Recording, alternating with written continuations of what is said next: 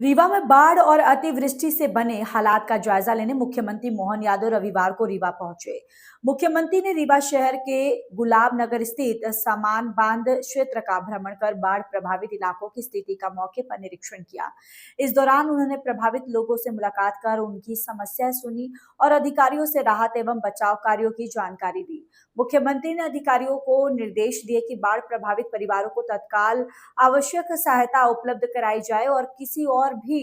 प्रभावित व्यक्ति को परेशानी का सामना करना ना पड़े। उन्होंने कहा कि प्राकृतिक आपदा की इस घड़ी में सरकार पूरी तरह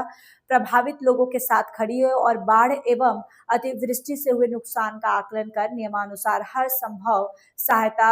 उपलब्ध कराई जाएगी। मुख्यमंत्री ने राहत शिविरों, प्रभावित क्षेत्रों और जलभराव वाले इलाकों में लगातार निगरानी रखने के निर्देश भी दिए। साथ ही अधिकारियों से कहा कि राहत एवं बचाव कार्यों में किसी भी तरह की लापरवाही नहीं होनी चाहिए और जरूरतमंद लोगों तक समय पर भोजन, चिकित्सा तथा अन्य आवश्यक सुविधाएं पहुंचाई जाए। मुख्यमंत्री ने भरोसा दिलाया कि प्रशासन और सरकार मिलकर प्रभावित परिवारों को इस संकट से बाहर निकालने के लिए हर संभव प्रयास करेंगे। संवाददाता रमेश तिवारी की रिपोर्ट। रीवा, शहडोल और जबलपुर संभाग में जो बारिश हुई, उस बारिश के कारण से होने वाली हालात का एक तरह से समीक्षा करने के लिए आज मैं यहाँ आया था और जो जानकारी मिली है कि अभी का दौर हमारा ये बारिश का, जिसके कारण से जो भी राहत के कैंप चलाए गए थे, कई जगह हमारी अपनी प्रशासन की तत्परता से काम भी किए गए थे। अभी आज की स्थिति में तो बीते 2 दिन से बारिश बंद हुई है, तो काफ़ी हद तक राहत कैंपों से भी अभी लोग चले गए अपने अपने घरों में। लेकिन जिन किसी का भी मकान गिरा हो या जिनके जनहानि या पशु हानि या दूसरी प्रकार की कोई स्थिति है, उसमें शासन का जो निर्धारित मुआवजा वगैरह वो भी हमारे द्वारा दिया जाएगा। और पूरी संवेदना के साथ हम इस पूरे एक तरह से प्राकृतिक चुनौती भी रहती है, लेकिन आने वाला जो वापस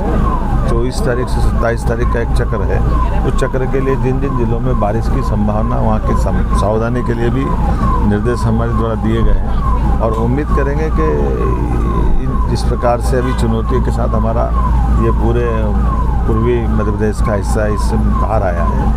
आगे भी हम अपनी सावधानी के साथ प्रशासन की जागरूकता के साथ भविष्य के लिए भी इस चीज़ों में